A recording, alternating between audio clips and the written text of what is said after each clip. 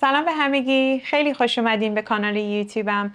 من پانتام. امیدوارم که هر کجا که هستین حالتون خوب باشه. امروز میخواستم که راجع به فارسی رسمی و فارسی غیر رسمی یک کمی صحبت کنیم، یا شاید بهتره بگم که وقتی که با دوست آشناهامون صحبت میکنیم چی میگیم و وقتی که میخوایم مؤدب باشیم و به یکی احترام بذاریم چی میگیم. چون معمولا دوست ندارم که ویدیوهام خیلی طولانی بشن، تصمیم گرفتم که 2 قسمتش بکنم و تو درس امروز راجع به تو و شما و وقتی که شما میشه تو و ایشون صحبت میکنیم و تو قسمت بعدی یه واژه‌های خاصی رو با هم میبینیم.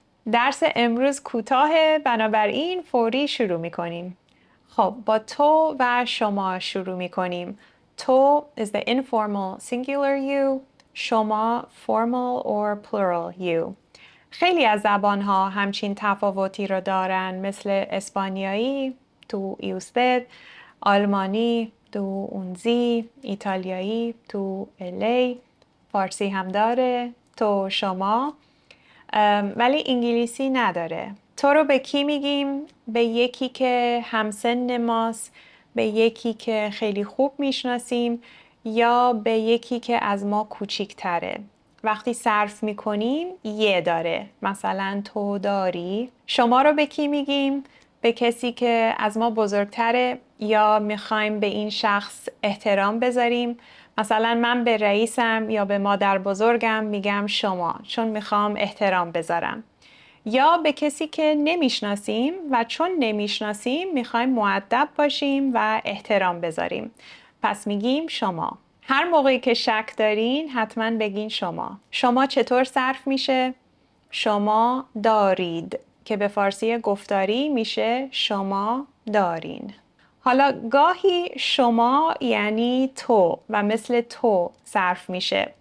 مثلا من و چند تا از شاگردام، به خصوص شاگردایی که تقریبا همسن هستیم یا یه ذره صمیمیتر هستیم، به هم میگیم شما. مثلا میگن پانتا جون شما میتونی، یا من میگم شما میای.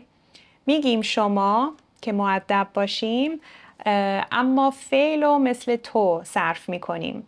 اینم شاید به گوشتون بخوره.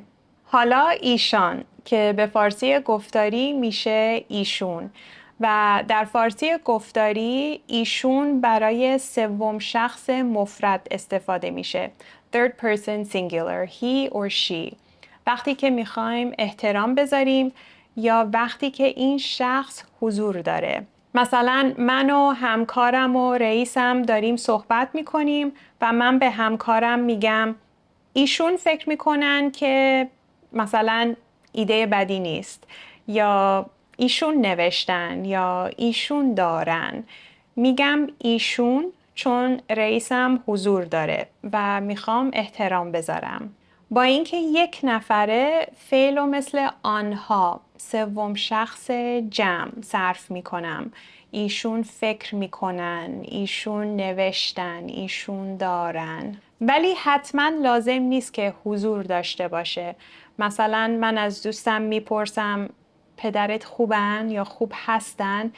پدرش نیست، حضور ندارن، ولی من میخوام احترام بذارم. اینم از درسمون. امیدوارم که مفید بود. مرسی که این ویدیو رو نگاه کردین. میدونم که این هفته خیلی کوتاه بود، ولی این یه موضوع خیلی مهمیه تو فارسی و همونطور که گفتم هفته آینده یه سری واژه‌های خاصی رو با هم میبینیم. لطفاً دکمه لایک رو فراموش نکنین. فعلا خدا نگهدار.